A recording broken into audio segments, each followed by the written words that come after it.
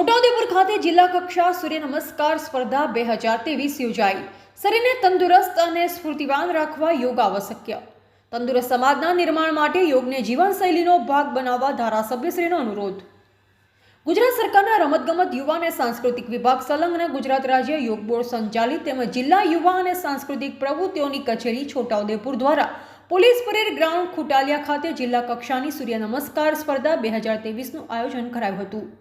આ પ્રસંગે પોતાની વિશેષ ઉપસ્થિતિ નોંધાવતા ધારાસભ્ય શ્રી રાજેન્દ્રસિંહ રાઠવાએ યોગને જીવનશૈલીનો મહત્વનો ભાગ ગણાવતા જણાવ્યું હતું કે વડાપ્રધાન શ્રી નરેન્દ્રભાઈ મોદીએ દેશની પરંપરાગત યોગ વિદ્યાને વિશ્વ ફલક પર પ્રસ્થાપિત કરી છે, ત્યારે એની યુવા અને ભાવિ પેઢી પણ યોગને જીવનશૈલીનો ભાગ બનાવી એક તંદુરસ્ત સમાજનું નિર્માણ કરવા પ્રેરિત કર્યા હતા।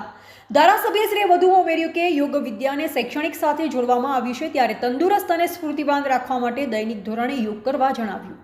જિલ્લાના યોગ સ્પર્ધકો વધુમાં વધુ આવી સ્પર્ધાઓમાં ભાગ લઈ જિલ્લાને યોગ ક્ષેત્રે નામના અપાવે તેવી શુભેચ્છા પાઠવી। આ પ્રસંગે શ્રી કરશનભાઈ રાઠવા દ્વારા યોગ નિર્દેશન કરવામાં આવ્યું। આ કાર્યક્રમમાં તાલુકા પંચાયત પ્રમુખ શ્રી, જિલ્લા યોગ બોર્ડના કોચ અને કોર્ડિનેટર, શાળાના વિદ્યાર્થીઓ તથા ટ્રેનરો, તાલુકા કક્ષાના વિજેતાઓ સહિત જિલ્લા યુવા વિકાસ અધિકારીની કચેરીના કર્મચારીઓ ઉપસ્થિત રહ્યા હતા। પોઝ લાગ્યો હતો એટલે છોટાઉદેપુર જિલ્લાના વખાણતી વખતે પણ અધિકારી શ્રીઓ દ્વારા લેવામાં આવી છે નોંધ। સ્પર્ધાની અંદર ઉપસ્થિત અતિથિ દેવો ભવ એ સૂત્રની અંદર આપ અહીંયા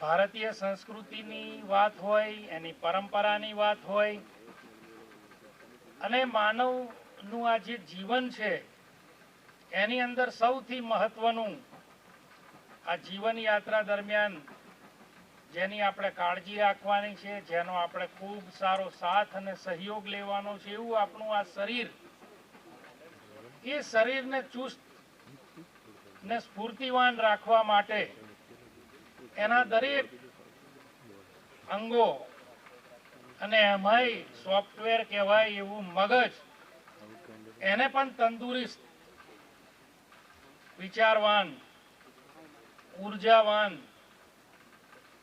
રાખવા માટે યોગ એટલું મહત્વનું પરિબળ છે કે જે ભારતના પ્રાચીન ઋષિ મુનિઓએ આપણને આ પરંપરા આપી છે।